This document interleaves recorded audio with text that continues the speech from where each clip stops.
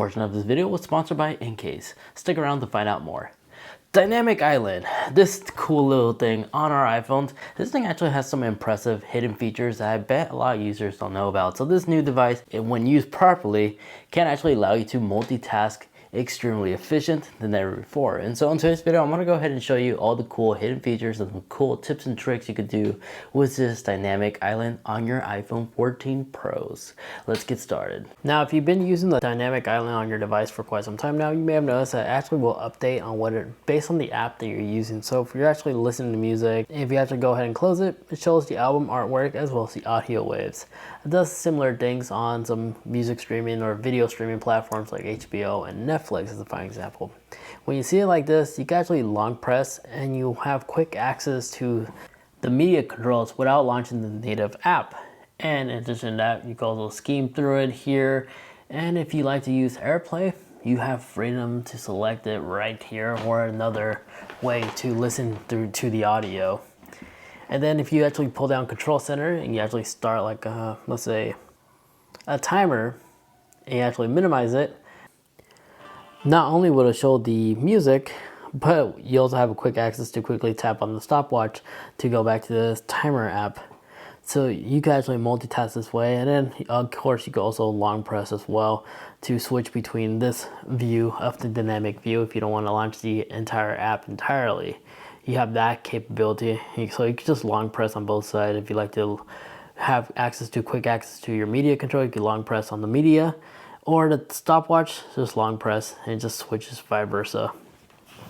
Now if we actually end whatever audio we're listening to, maybe by force closing the app, and then if we stop our timer, it goes blank. And then if you long press on the Dynamic Island, it doesn't do anything, it just does this and gives you a little haptic feedback indicating that there's nothing placed on the Dynamic Island. So yes, it does adapt based off the app that you're using. Now if you have the regular size iPhone 14 Pro and you're wondering if the Dynamic Island is slightly bigger or even on the max version of the iPhone 14 Pro, they're identical, so no differences here. Now when operating other apps like the voice memo app, for example, it will actually show you the recording right here. You don't have to have the main voice recorder app to see that it's recording. In addition to that, if you want to quickly stop it instead of launching the app or going back to it entirely, you may just freely long press and just tap right here to end that. And then you may have noticed whenever you connect a pair of AirPods, it will actually tell you and show you the preview of the battery life. So you can actually see the battery life ring right here and have a better estimate how much battery life you have on your earbuds, or if you're using the AirPod Max, it should also apply it in a very similar way too, where you see the actual circle ring and you can estimate how much battery life you have remaining. Now even though I have the battery life percentage showing on my iPhone 14 Pro, where I could see the battery life percentage right here, whenever I dock the device or I'm charging it will actually show me the preview right here on the battery life that it currently has that's going to start charging with. And then if you actually launch screen recording on Control Center, if you tap on it right here, if you go back, it actually will do the 3-second timer right here above. And then if you long press, you can see exactly what it's recording. You can end it right here. It will actually give you quick access to tap on the video recording, so you can quickly view it right here. And yes, if you actually are screen recording, it will also record the notch.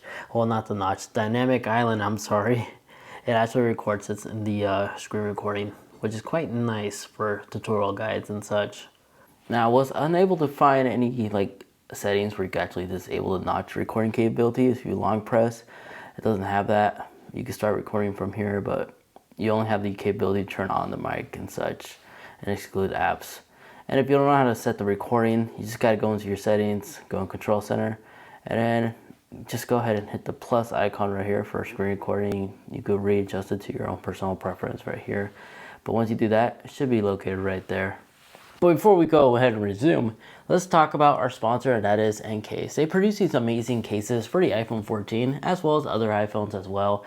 As they send us a bunch of cases that's currently available for the iPhone 14 Pros.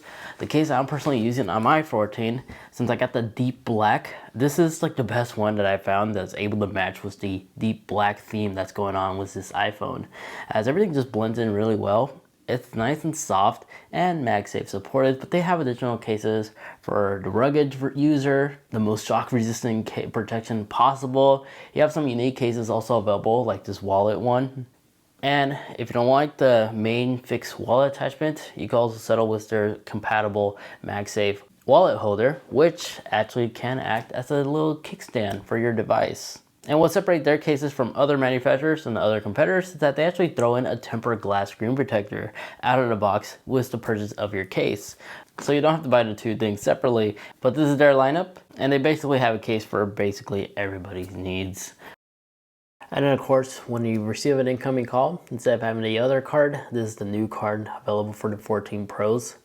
It takes up less space, and if you tap on it, it will quickly take you to the phone app. And if you pick up that phone call, it'll actually show you the time duration right here, as well as the live audio wave of the caller. It's pretty cool. I like the counter count right here, which allows me to actually have an understand how long this conversation is going for, and also gives me the capability to freely browse through whatever apps I'm trying to browse through on my iPhone during a phone call. Now if we actually go into the always on display side, when always on display is enabled and you actually are using Face ID or a passcode to lock your device, it's just going to display a lock. When you unlock, of course, it will show you that Face ID is indeed enabled and scanning to unlock your device. That's normal. Now, a thing that a lot of people don't know about this, if you actually have an Apple Watch, the iPhone is smart enough to detect that you walked away far enough from your phone that it will actually turn off the always on display to preserve as much battery as possible. So there's a benefit right here from owning an Apple Watch and having it paired to your iPhone. It has that capability, and the Dynamic Island has some interesting hardware and sensors inside, because if you actually place this in your pocket, the always on display will also turn off as well. Now, this is really impossible to test this out, but just take my word for it. So the Dynamic Island does give this iPhone screen additional features that a lot of people don't know about. But if whatever said reason you don't like the always on display on your iPhone, you can always turn this off. And to do so, you'll find in your settings and scroll down to screen and brightness. And down here, where it says always on, turn it off, and there you have it. Now your notifications and such will no longer show, and it will just be a black screen when your display is turned off. And yes, even though it may not seem like it, this should at least preserve a little additional battery life. So if you're trying to squeeze as much battery life as possible, you may want to consider turning it off entirely. But once you unlock your device, Dynamic Island's right there and available. Now these iPhones do have additional hardware, something new. The new thing is that the display can go up to 2000 nits. Now by default, this is indeed turned off, but if you like to re-enable this to have it, to give you access to have full control of the peak brightness, so when you're outdoors, you don't have to find shade or anything like that, just to visually view the display. To enable this, you just go into your settings, go into accessibility, scroll down, or not scroll down, it's right here where it says display and text. And then you scroll down to auto brightness, enable this, and now maximize the screen brightness, and you'll definitely notice a brightness difference between 1000 and 2000 nits. Now the only con to this is that it will draw battery life, and if you're recording, this may cause your iPhone to overheat. So all in all, from my personal experience, the Dynamic Island is definitely a beneficial tool. It's really useful, very clever. And since it is indeed open to third-party developers, expect more apps to really take advantage of the Dynamic Island. Now, Apollo Reddit, this app is already available. This actually utilizes the dynamic notch, giving us this cool cat animation. The app is totally free to download, but this is one of the first few apps that is actually taking advantage of the dynamic app. So if you're curious to find out more about that app, it'll be linked in the description down below. Aside from that, there you guys have it. Hope you guys enjoyed. Thank you Incase for sponsoring today's video. A link to their products as well as everything else will be, of course, linked in the video description down below. Aside from that, thank you so much for watching. If you enjoyed, you know what to do. Greatly appreciate if you actually leave this video a like, it does help me out a lot. And get subscribed, especially if you enjoy a lot of tech videos just like this. If you wish to watch more, check out this video over here as I cover everything new for watchOS 9. And in that video over there, that's just a video YouTube's recommending specifically for you. Thank you so much for watching. Take care, and I'll catch you all in the next one. See ya.